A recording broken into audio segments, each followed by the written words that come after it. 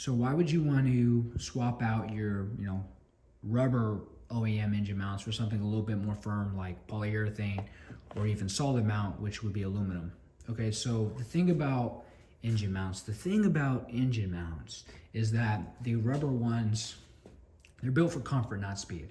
Okay, so they absorb a lot of the road vibrations, but conversely, on the opposite side of that coin, the engine is going to twist more, and that's going to impact your power delivery, and it's going to move back and forth more during acceleration and braking, which could mean you miss your shifts or your shifts aren't as clean, right? When you upgrade to polyurethane, those pros of the rubber are going to be cons, and the cons of the rubber are going to be pros, right? So it's going to be more stiff. There's going to be more vibration transferred through the vehicle. But honestly, in a very balanced engine like this, like an inline six, polyurethane, I mean, it's almost all pros.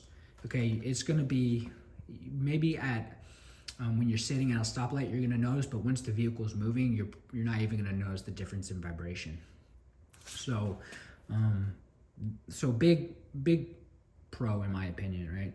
And when you swap your engine mounts, you also have to swap your transmission mounts to the same material. Okay, if you don't, if they're mismatched, then you're gonna come into some problems because your transmission's gonna be moving more than your engine, and they're gonna wear out at different rates, and it's gonna be a disaster. So please keep it the same.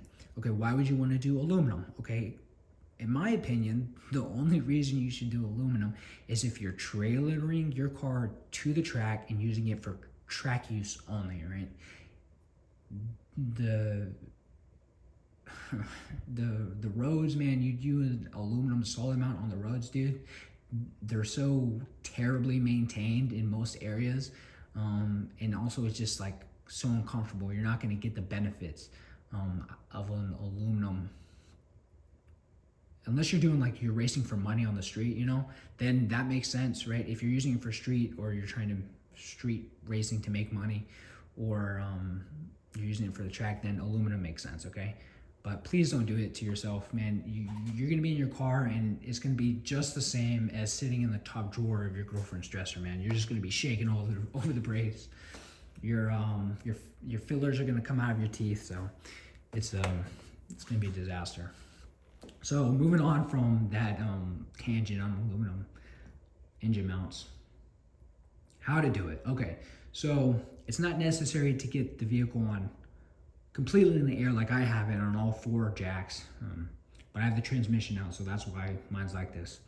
If you do have the entire vehicle out, you want to support the rear by the rear cross member with a jack, because when you lift the engine up, there's going to be a weight distribution, and you don't want your car falling off the jacks, right? But to do the engine mounts, just jack up the front, throw the stands underneath, and then the next thing I like to do is go to the transmission bracket right here. So here's the transmission bracket.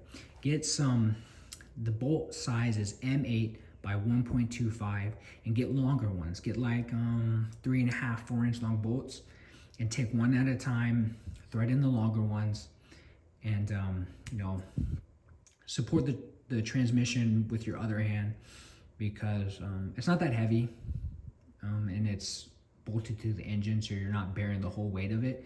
So unless you're like 10 years old, you'll be able to do it.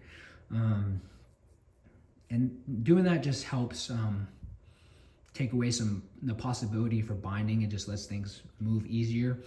So it's not necessary, but I would do it.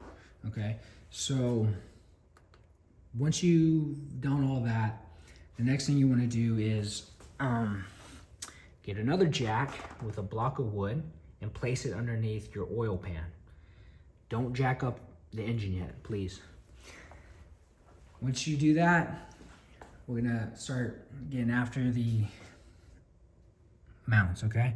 So I like to start on the passenger side because it's easier, and it gives me the motivation to keep going. So you can see the one I've already swapped out. there's the nut. So undo the top completely. You'll need a swivel joint and an extension. And an impact is recommended, right? So, going at the bottom, there's a larger opening right here where you can slide your socket through. And a shallow mount socket is recommended. It's a bit tight right here, okay? So if you don't have a shallow mount, you could probably get away with a standard socket. And if that's not working for you, you can get a wrench, but you'll just be at it for, 12 times as long. But completely remove the top and bottom nuts. Then you can start jacking it, man. Just start jacking it, okay? And then get your new mount, get it staged, take the nut and washer off, put it all next to you, take it out, slide it off, and then it's easier to slide the top of it first and then slide the bottom in. And what I did is I do it a little bit at a time. So I would loosen this up, I'd be underneath there, I'd grab it, and I'd lower it a little bit, and then I'd fucking turn in a little bit, and then I'd fucking do it, right? Because I wanted to ensure everything gets lined up, because this pin has to line up with the hole on the mount. So after you do that side, tighten everything up. It's 15 foot-pounds, okay? 15 foot-pounds. Now moving on to the less easy side, right here, you'll have to remove the intake to the throttle body. So there's just two sensors right here you got to remove, and it's a little bit more difficult to locate, but I'll get you there. So just follow the bracket from the engine down, and hopefully you locate it. There it is. So if you see in my car this blue hose, I don't know what color it's for you, but follow the blue hose, and then in between these two black hoses, voila, is the nut. And then I like to come from behind the throttle body, and of course you need an extension and a swivel to get to it. And then the bottom is the same thing. So that's how you do it. 15 foot-pounds. It's overall, it should take you, I'd say, about 30 minutes. It's a fairly easy job. Good luck.